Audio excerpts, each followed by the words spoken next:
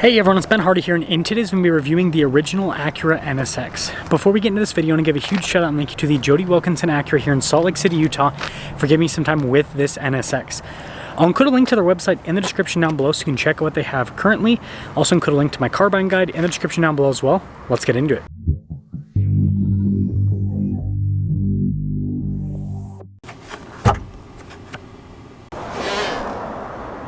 Now the NSX is a mid-engine car, but you still have a kind of front storage space. Obviously you can see a lot of components underneath the hood, but this is actually where the spare tire is, which is so interesting to see. You'll never see this in a modern car.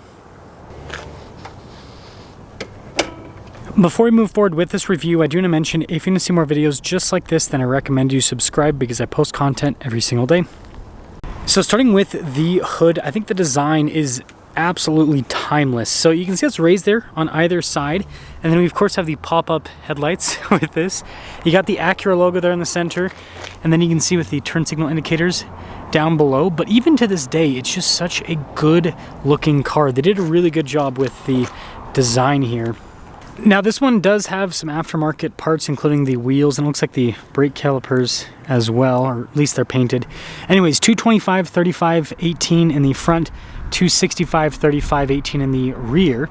You can see with the wheels, you've got that chrome finish, and then the yellow brake caliper definitely pops out quite a bit, especially with this black car. And then I love how you've got the intake there on the side. And with these wheels, they actually poke out a little bit, so it gives the car kind of like that slight negative offset appearance, which we're almost like flush with the fenders and everything. But yeah, look at the side profile again, just beautiful. Now the key fob on the NSX is hilarious. You've got arm, disarm, exit, panic. I love the just description on all of it. But yeah, it comes with a little key that you put in the ignition.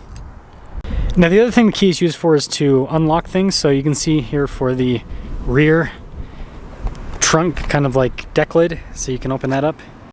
And speaking of that trunk, you can see that it's actually pretty dang practical for a two-door, two-seat sports car, supercar. It's pretty impressive, and that's cool with the Alpine sound system. But yeah, pretty straightforward. Now finishing things up with the rest of the rear, I think this is maybe the most iconic part of the NSX is this crazy light bar design on the back, and then you can see the exhaust tips too. Super aggressive looking, but yeah, definitely like 90s futuristic appearance. It's cool. So this is where we'll go over the engine. It's a 3-liter naturally aspirated V6 that goes through a 5-speed manual, 270 horsepower, and then 210 pound-feet of torque.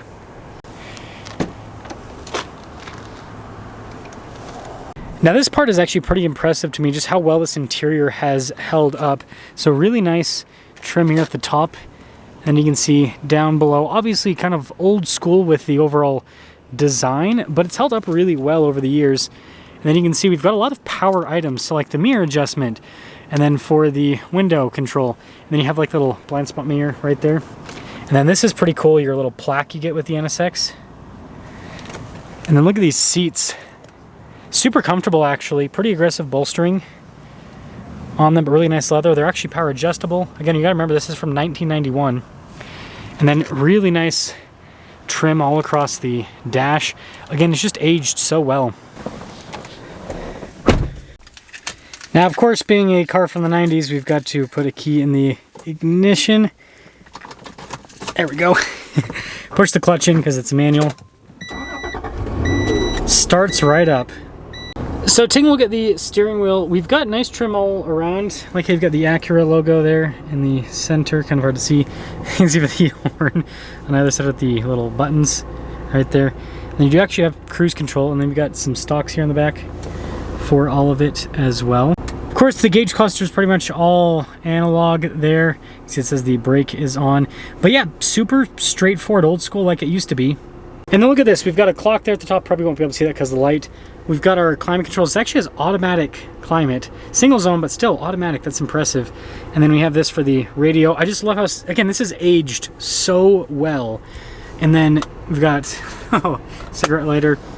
Shifter here for the 5-speed manual transmission. Reverse is all the way over to the side. Got a traditional brake. NSX right there, which is pretty cool. Pretty normal glove box, but again, even that has nice trim on it. I will say headroom's a little bit more on the cramped side of things, but it's not too bad.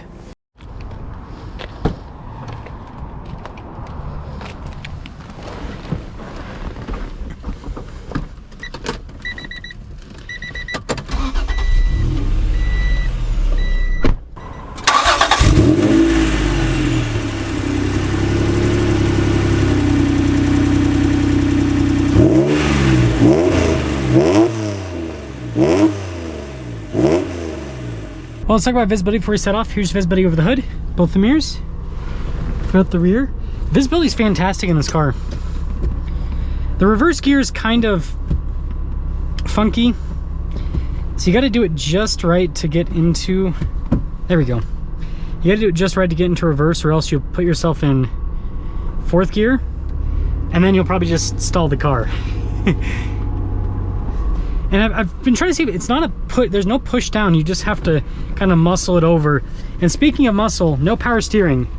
So you do have to muscle the steering too at low speeds, which I like. This is what sports cars and supercars are supposed to be about. It's supposed to be an experience. It's interesting how much the steering wanders once you actually get up and move. That is fascinating. We're actually going to go over here because that's a little bit of an aggressive dip. I think this has the clearance, but just in case, we'll play it safe. So far, seats are really comfortable.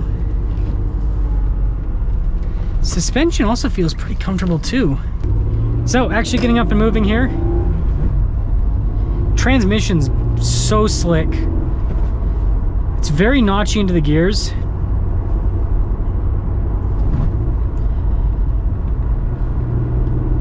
That was a horrible rev match, but I'll do better next time. Still getting used to this engine.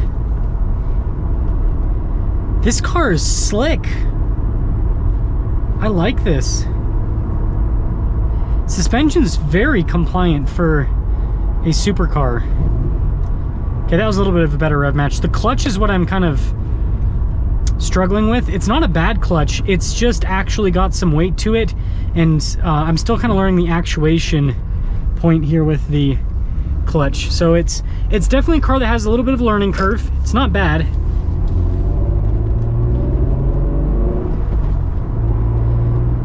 Oh my gosh, I love how this drives. I love how this drives. It's so easy to drive. Again, there's a learning curve to some of the parts, but overall, it's impressive how easy this is to drive. Getting up and moving again.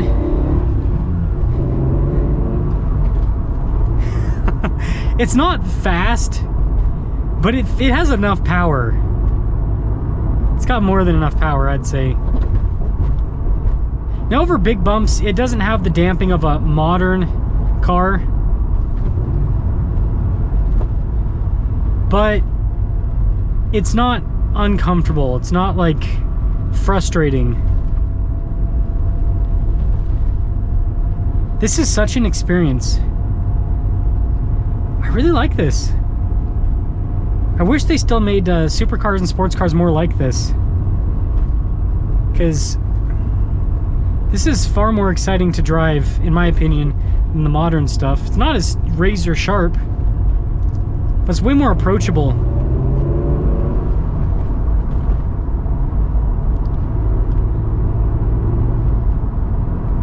Yeah, and boy oh boy, Honda Acura have been doing transmissions right for so long. Yeah, this throttle's, this engine's more, it blips up faster than you'd think. So when you rev match with it, yeah, you don't have to do as much throttle input as you might think. So it's definitely, again, got a bit of a learning curve to it.